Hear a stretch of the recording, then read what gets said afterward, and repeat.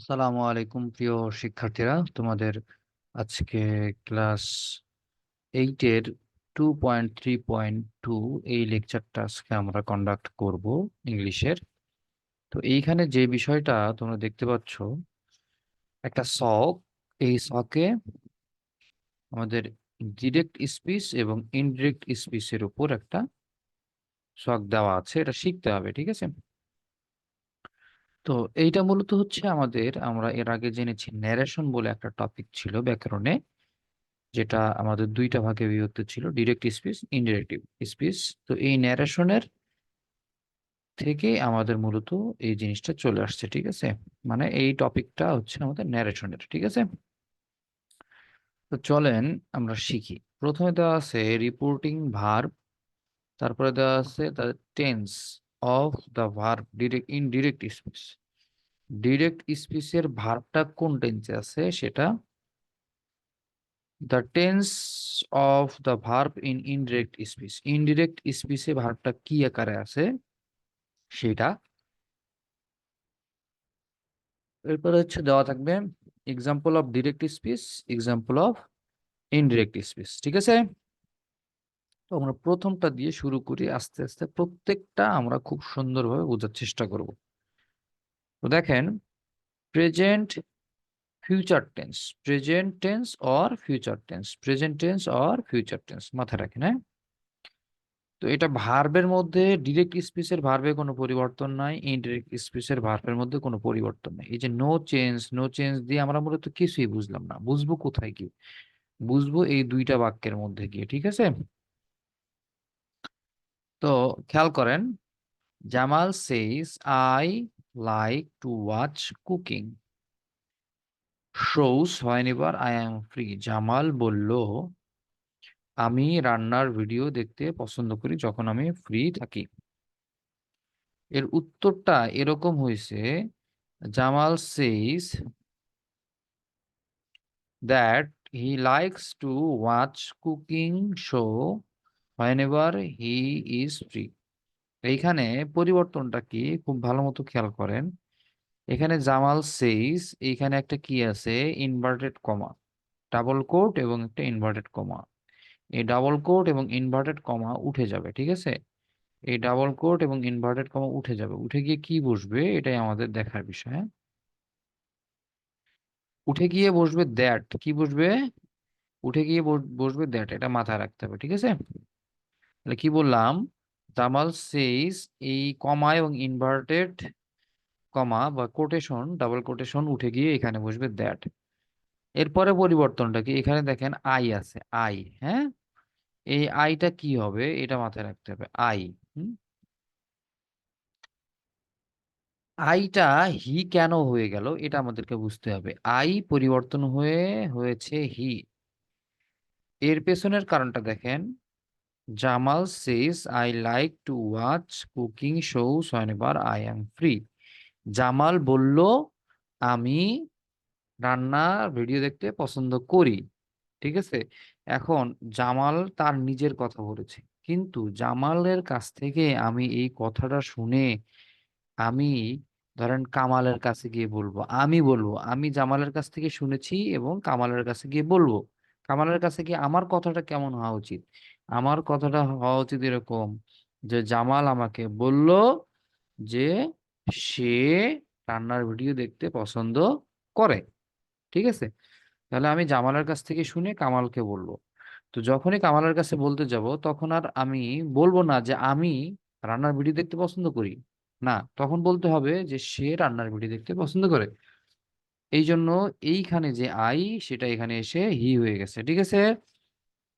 বাকি অংশটুকু ঠিকঠাকই আছে, লাইকটা লাইকস হয়ে গেছে, কেননা হি হচ্ছে থার্ড পারসন সিঙ্গুলার নাম্বার, ঠিক আছে? He third person singular number, এই জন্য তারপরে ভার্বের শেষে এস বাই এস যুক্ত হয়েছে। ক্লিয়ার? তো এরপরে আমরা আসি, এইখানে দেখেন আই ছিল, এই আইটাও হি হয়ে গেছে এবং এমটা ইজ হয়ে গেছে। ক্লিয়ার? তো এইখানে নো চেঞ্জ, নো চেঞ্জ দ্বারা কি বুঝিয়েছে, এটা বলতে বোঝায় লাইক, এটা হচ্ছে প্রেজেন্ট টেন্স, এবং লাইকস এটাও হচ্ছে প্রেজেন্ট টেন্স, ঠিক আছে? তো এই যে টেন্সের কোনো পরিবর্তন হইল না, এই জিনিসটাই আমরা এখানে নো চেঞ্জ হিসেবে দেখেছি, ঠিক আছে? এইটা মাথায় রাখতে হবে যখন আমাদের এই জামাল সেইস এই কমা এর আগে প্রেজেন্ট টেন্স থাকে, জামাল সেইস এই কমা এর আগে প্রেজেন্ট টেন্স থাকে, তখন দ্যাট বসানোর পরে আমাদের যে মূল ভার্বটা থাকবে এই মূল ভার্বের কোনো টেন্সের পরিবর্তন হবে না। প্রেজেন্ট টেন্স অথবা ফিউচার টেন্স, জামাল সেইস এই এতটুকু হচ্ছে প্রেজেন্ট টেন্স। তো এই জন্য এই কমা ইনভার্টেড কমা উঠে গিয়ে ইনভার্টেড কমার ভেতরের অংশটুকুর টেন্সের কোনো পরিবর্তন হবে না, লাইক প্রেজেন্ট টেন্স ছিল প্রেজেন্ট টেন্সই থাকবে। আশা করি বুঝতে পেরেছেন। এর পরেরটা বুঝলে আরো সহজ হয়ে যাবে আমাদের জন্য। Past indefinite tense, past indefinite tense, হ্যাঁ, কে reporting verb past indefinite tense, হ্যাঁ। এই যে দেখেন,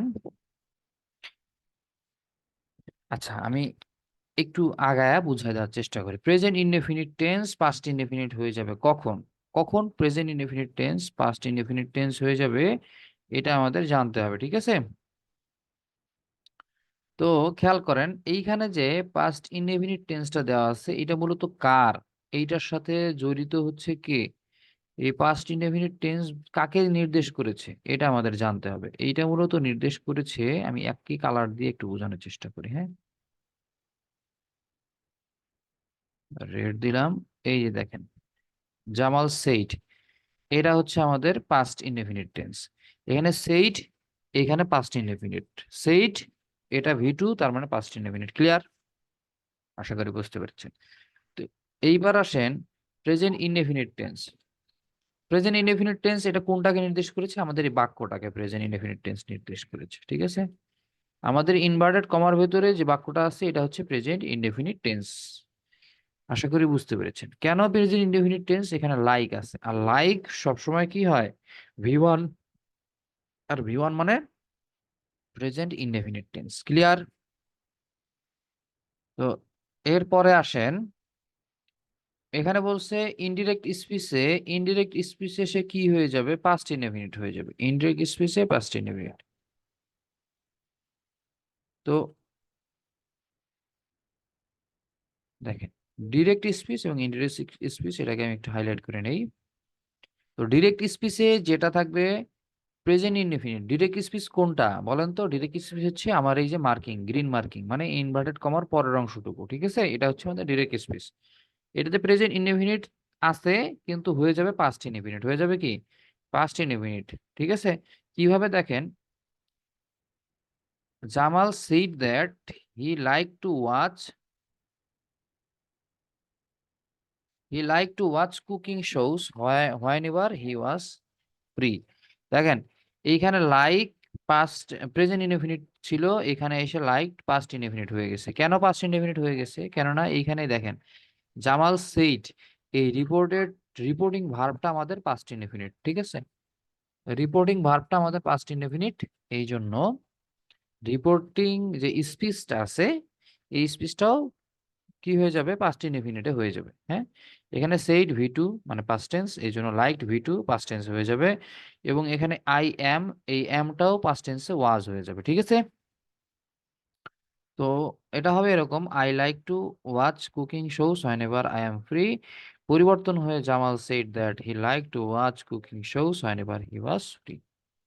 ঠিক একইভাবে পরিবর্তনটা দেখেন, এখানে প্রথমের অংশটুকু রিপোর্টিং ভার্ব, এটা হচ্ছে আমাদের পাস্ট ইনডেফিনিট। কি আছে? পাস্ট ইনডেফিনিট, হ্যাঁ। এটা এটা নির্দেশ করতেছে এটা হচ্ছে পাস্ট ইনডেফিনিট। কেমন?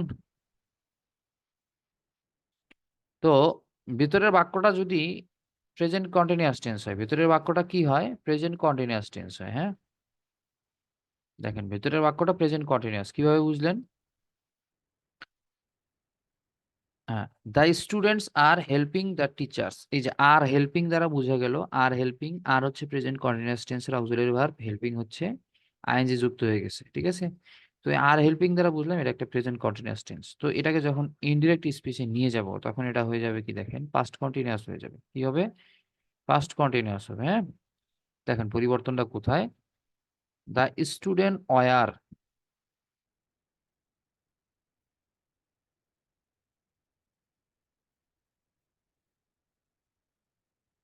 এই দেখেন, the students were helping the teachers in decorating the auditorium.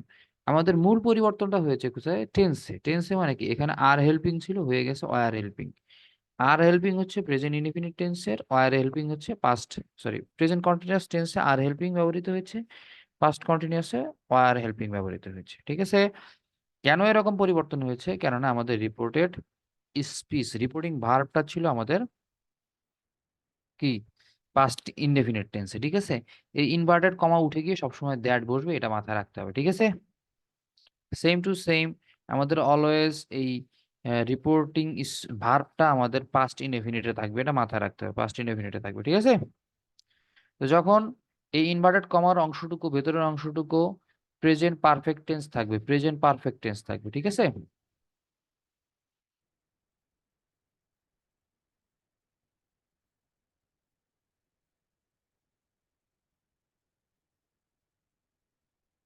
তো খেয়াল করেন,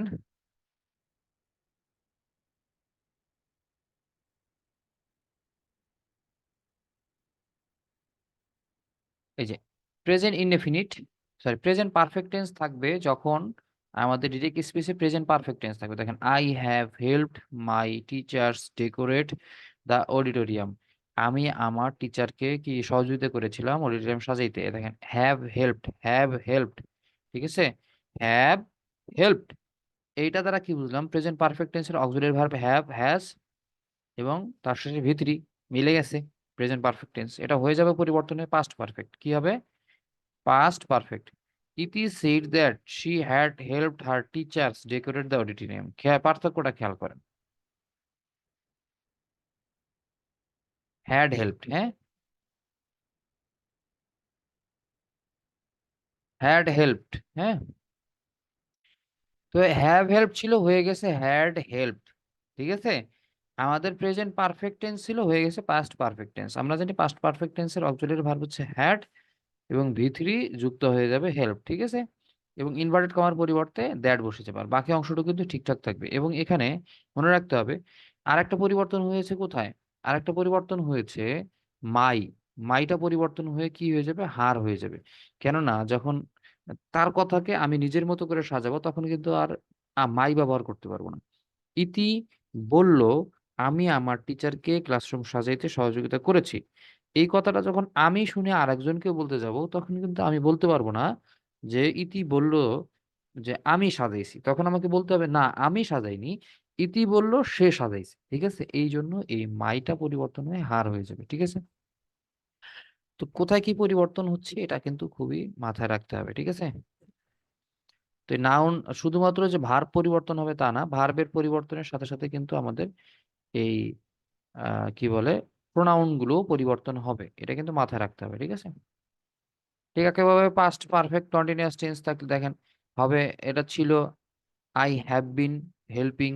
এই have been helping present perfect কে নির্দেশ করে, প্রেজেন্ট পারফেক্ট কন্টিনিউয়াস কে নির্দেশ করে। সো এটা হয়ে গেছে এখন আমাদের had been helping মানে পাস্ট পারফেক্ট এ পরিবর্তন হয়ে গেছে। ঠিক আছে? সেইম এস আ এইখানে কি হইছে দেখেন, পাস্ট ইনডেফিনিট থাকলে পাস্ট পারফেক্ট হয়ে যাবে। I worked, ওয়ার্ক কি? Past indefinite ভি2। তো এটা পরিবর্তন হয়ে কি হইছে? পাস্ট পারফেক্ট হইছে। Had worked. ঠিক আছে? She had worked. ভার্বের পরিবর্তনগুলো আমি দেখাচ্ছি। এবং এখানে কিন্তু মাথায় রাখতে হবে প্রোনাউনের পরিবর্তনগুলোও কিন্তু হয়ে থাকে। ঠিক আছে?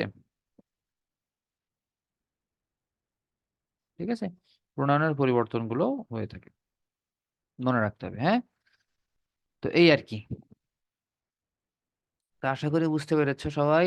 তো পরেরগুলা একটু নিজে, নিজে প্র্যাকটিস করবা যে কোথায়, কোথায় পরিবর্তন হচ্ছে এবং কিভাবে পরিবর্তন হচ্ছে এটা বুঝে শেখার জন্য। ঠিক আছে? তো ততক্ষণ পর্যন্ত ভালো থাকবা, সুস্থ থাকবা। আসসালামু আলাইকুম ওয়া রাহমাতুল্লাহ।